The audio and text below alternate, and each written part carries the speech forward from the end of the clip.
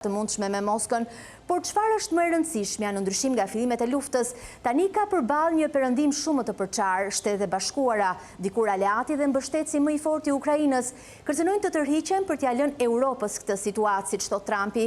Atëherë pyetja që ngrihet natyrshëm është, në pozitat e palës më të avantazhuar, a është vërtet Putini interesuar për paqen ashtu siç pretendon, apo edhe këtë herë bën atë që di të bëjë më mirë, të manipulojë, më shumë se sa marrëveshje kompromisi. Putin duket se kërkon një marrëveshje që e kthen pushtimin në realitet të pranuar. Historia ka treguar që një shtet që është duke fituar një luftë nuk ka pse të bëjë marrëveshje paqe. Pra mund ta çojë luftën deri në fund dhe mund ta fitojë, të arrijë gjitha objektivat që mund të arrijë. Fakti që kjo gjithë është një zvarritje që bën Putin, për shembull ditë të fundit ka nisur një ofensivë në zonën jugore të Donetskut në Ukrainë, dhe në njëjtën kohë që ka nisur ofensiva ruse, rusët janë në tavolinë për arritjen e marrëveshjes së paqes. Por do thotë që marrëveshja e paqes sigurisht nuk ka për të arritur, sepse do arrijnë objektivat që kanë në terren. Dhe as më tepër duke parë që përballë ka një person si Donald Trump që i duhet një marrëveshje, shkon me idenë që ndoshta një person i tillë mund t'i plotësojë gjitha kushtet. Po edhe nëse largohet, siç thashëm parë, nga gjithë negociatat, pse jo, është një diçka e mirë për Rusinë. Nga tjetër fakti që Evropa për momentin është shumë e paqartë në lidhje me çfarë dëshiron Ukrainë, pa dëshiron të vazhdojë luftën apo dëshiron të mbyllë luftën pa dhënë territor. Pra ka një lloj paqartësie nga ana e evropianëve. Unë më shumë mendoj jam me idenë që evropianëve ju pëlqen ideja që Ukraina po lufton për ta, si thua, sepse për aq kohë sa Ukraina është duke luftuar, pjesa tjetër e Evropës është e sigurt, dhe për aq kohë sa Rusia është e fokusuar në Ukrainë, nuk ka kohë të luftojë në vendet balltike apo në Finland apo diku tjetër, kështu që pse jo është një skenar që ju pëlqen dhe evropianëve, dhe duke parë që ka përballë, le të themi që nuk ka përballë një front shumë të unifikuar Vladimir Putin, pse jo mund ta vazhdojë luftën dhe për shumë vite në vazhdim.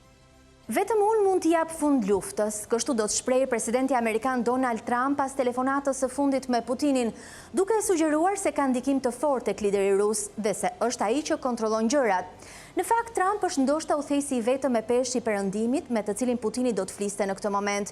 Sinjalet përkimi mes tyre kanë qenë të dukshme që në mandatin e parë, kur shkëmbenin komplimenta, buzëqeshje të ngrohta dhe superlativa. Por a do të mjaftoj kjo për të detyruar ish-zyrtarin e KGB-s ruse, njeriun që kërcënon vazhdimisht botën me shkatërim bërthamor, t'i jap fund luftës në momentin kur mendon se është duke fituar?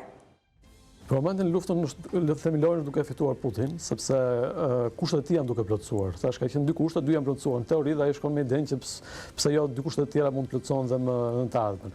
Por edhe unë mendoj që Trump është i vetmi ndoshta që mund të arrijë paqen në këtë moment, sepse është stili i tij të bërit politikës së jashtme që ka kuptuar se çfarë arrin dhe çfarë nuk arrihet në Ukrainë. Pra në krahasim me evropianët, Trump është shumë i qartë në Ukrainë. Për shembull, në lidhje me territorin, amerikanët ishin me idenë që territori i pushtuar, rusët kanë pushtuar ndershmërisht në luftë, kështu tha Donald Trump, dhe pse jo duhet ta marrin si pjesë të shtetit të tyre. Pra është shumë i qartë atë çfarë mund të arrihet dhe çfarë nuk arrihet në Ukrainë, pra shumë realist.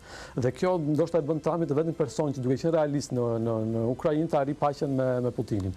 Por për momentin lojën thash është duke fituar Putin, sepse kushtet janë të tilla që janë duke plotësuar dhe ai është duke fituar luftën në Ukrainë. Opsionet që kanë në tavolinë Donald Trump janë ose do pranojë kushtet e Rusisë dhe mbyllë luftën, ose do të rriqet fare nga tavolina dhe do shkojë me idenë që tani luftoni, bën çfarë doni dhe kush fitoi. Pra ka dhe atë në psikologjinë e tij është ideja që i fortë fiton. Dhe nëse ka fituar ndershmërisht, pse jo ta fitojë.